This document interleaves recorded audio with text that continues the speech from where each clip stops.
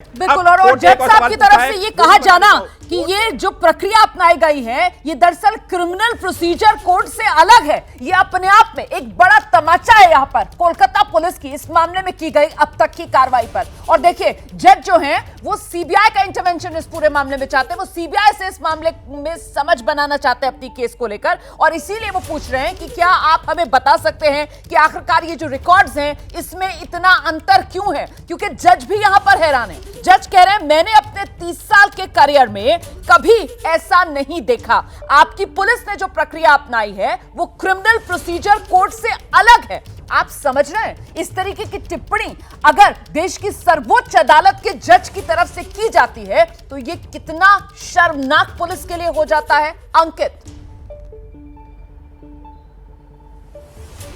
बिल्कुल रोमाना, और ये तो जो देखिए कोर्ट की तरफ से तो टिप्पणी आप की गई ना, हम लोग तो अभी पिछले जो है कुछ मिनटों से यही जो चर्चा कर रहे थे कि पुलिस का काम करने का ये तरीका है तो सवालों के घेरे में तो आएगी ही। और अब कोर्ट की एक और टिप्पणी आई है कि आपके पुलिस अधिकारी के काम का तरीका बिल्कुल सही नहीं था। ये लीजिए कोर्ट ने स्ट्रेट फॉरवर्ड कह दिया है, यानी कि साफ तौर पर कह दिया है कि आपके यानी कि कोलकाता पुलिस के पुलिस अधिकारियों के काम करने का तरीका बिल्कुल ठीक नहीं था। इससे ज्यादा क्या कहेगी कोर्ट, क्योंकि कोर्ट ने यह कह दिया है कि पिछले 30 सालों के अपने करियर में उन्होंने इस तरीके की जांच कभी नहीं देखी, इस तरीके से पुलिस के काम करने का रवैया कभी नहीं देखा। और अब तो सीधे तौर पर यह कहना कि आपके पुलिस अधिकारी के काम करने का तरीका बिल्कुल सही नहीं था। कोर्ट साफ तौर पर एक तरीके से देखिए रोमाना, वैसे इस शब्दों का इस तरीके के शब्दों का इस्तेमाल नहीं किया जाता है, लेकिन जब कानून की बाहर की बात करते हैं तो ये कहा जाता है ना कि सीधे से तमाचा मारा है, तो वो उस तरीके का जो है कोर्ट का जो है सीधा सा ये कहना कि आपके अधिकारियों के काम करने का तरीका बिल्कुल ठीक नहीं था, कमोवेश कुछ उसी लाइन पर जा रहा है। लेकिन यह महत्वपूर्ण क्यों हो जाता है? यह महत्वपूर्ण इस वजह से हो जाता है क्योंकि पुलिस, अब आप खुद समझिए जिस बात का लगातार हमको दर्शकों को बताना भी जरूरी है कि कोर्ट ऐसा क्यों कह रही है। सुबह 10:10 पर अननेचुरल डेथ की बात होती है, 1:45 पे यानी कि दोपहर में 1:45 पर अननेचुरल डेथ की केस डायरी मेंटेन की जाती है। शाम को 6:10 से 7:10 तक पोस्टमार्टम होता है। पोस्टमार्टम जब हो रहा है तो उस समय मर्डर की बात नहीं आ रही है, हत्या और रेप की बात नहीं आ रही है, किसकी आ रही है? अननेचुरल डेथ की बात सामने आ रही है। रात में 11:45 पर एफआईआर दर्ज होती है हत्या और बलात्कार की, यानी कि जब पोस्टमार्टम हुआ और बॉडी का क्रीमेशन हो गया, अंतिम संस्कार हो गया, तब तक तो बलात्कार और हत्या की बात ही नहीं है। अब आप खुद सोचिए ये वो पुलिस है। इतना ही नहीं, अब आप ये भी देखिए, अपने दर्शकों को ये भी बताना जरूरी है कि सुबह 10 बजे से लेकर के रात में यानी कि एफआईआर जब दर्ज हुई है कमोवेश उसी वक्त तक, तब तक उस जगह का जहां पर हत्या और बलात्कार की घटना हुई वहां पर डिमार्केशन ही किया गया। डिमार्केशन का क्या मतलब है? अपने दर्शकों को अगर आसान शब्दों में समझाएं तो अमूमन हम देखते हैं जब भी कोई कवरेज करते हैं तो पुलिस कैसे घेराबंदी करती है, कहीं कहीं पर जो है दिल्ली पुलिस, मुंबई पुलिस, उनके जो है पूरी एक बैरिकेटिंग होती है, उस तरीके से डिमार्केशन कर दिया जाता है। उस जो अगर कोई कमरा होता है तो उसको सील कर दिया जाता है, लेकिन यहां पर तो उस तरह से डिमार्केशन ही नहीं किया गया। ये बात भी अब तक की जांच में सामने आई है और इस वजह से कोलकाता पुलिस कटघरे में है। अब एक और टिप्पणी मुख्य न्यायाधीश की, डायरी एंट्री दिखाती है कि क्राइम सीन को पोस्टमार्टम के बाद संरक्षित किया गया। जिस बात का भी हम लोग चर्चा कर रहे थे ना कि पोस्टमार्टम के बाद में उसको जो है क्राइम सीन को संरक्षित किया गया, यानी कि करीबन हम कह सकते हैं 10 से 12 घंटे, 8 घंटे, 9 घंटे, 10 घंटे, 11 घंटे, वो अभी एग्जैक्ट टाइम नहीं है, लेकिन बहुत बड़ा वक्त। पोस्टमार्टम खत्म होता है 7:10 पर, उसके बाद में क्राइम सीन को संरक्षित किया जाता है। घटना सुबह 10 बजे की है और अगर रात में 8 बजे भी क्राइम सीन को संरक्षित किया गया मतलब 10 घंटे में उस क्राइम सीन पर कोई भी गया, कौन गया, किसने क्या किया, कितने सबूत रहे, कितने नष्ट हुए, किसी के पास जवाब नहीं है। और इसी वजह से कोर्ट को कहना पड़ा कि पिछले 30 साल के हमने अपने करियर में, जज की टिप्पणी कि 30 साल के करियर में इस तरीके की जांच नहीं देखी। जी बिल्कुल, जज साहब कह रहे हैं कि मैंने अपने 30 साल के करियर में ऐसा नहीं देखा। सीधे सीधे पुलिस अधिकारी के काम करने का तरीका बिल्कुल सही नहीं था। इस पूरे मामले में पुलिस ने जो प्रक्रिया अपनाई वो क्रिमिनल प्रोसीजर कोड से अलग। ये तमाम टिप्पणियां जो हैं वो जज साहब की तरफ से की जा रही है। देश के सर्वोच्च अदालत सुप्रीम कोर्ट के जज ये तमाम बातें कह रहे हैं, ऑन रिकॉर्ड ये बातें जब आ रही हैं तो जरा सोचिए ये कितनी बड़ी किरकिरी और किस तरीके से इन तमाम टिप्पणियों के जरिए इस समय कोलकाता पुलिस जो है वो कटघरे में खड़ी होती नजर आ रही है।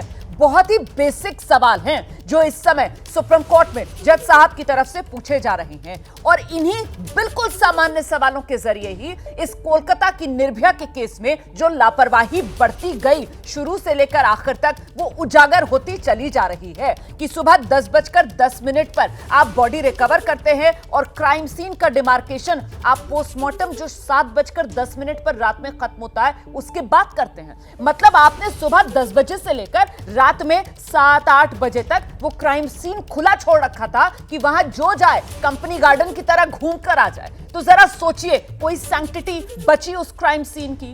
बड़ी बात जो अदालत की तरफ से कही जा रही है कि साहब 10:10 पर आपको बॉडी मिलती है, आप अननेचुरल डेथ जो कि केस डायरी में एंट्री है पुलिस की तरफ से अननेचुरल डेथ की बात कहते हो और आप उसी अननेचुरल डेथ की बात कहते हुए आप उस बच्ची का पोस्टमार्टम हो जाता है, उसका अंतिम संस्कार हो जाता है और सब कुछ होने के बाद आखिर में जाकर रात में 11:45 बजे एफआईआर दर्ज होती है। क्यों?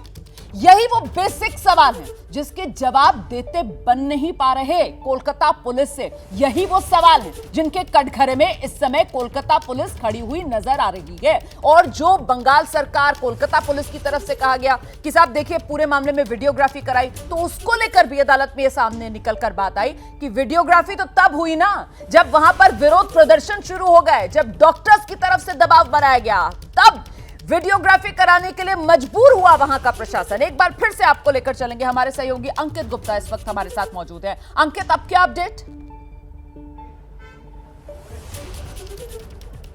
रोमाना, आप जो है कोर्ट के सामने जो तथ्य आए हैं उनको देख रही है और उनके आधार पर अब जो सवाल पूछ रही है किससे? कपिल सिब्बल से ये सवाल पूछ रही है कि वहाँ पर हम कुछ पढ़ते हुए उन्होंने सवाल पूछा है कि एक ब्लू जीन्स मिली थी जो वहाँ पर यानी कि जो मौका वारदात थी उसका एग्जामिनेशन किया गया। इस तरीके के कई सारे सवाल पूछ रही है, लेकिन निश्चित तौर पर अब तक की जो सुनवाई में कोर्ट अब सीधे तौर पर कटघरे में किसको खड़ा किया है?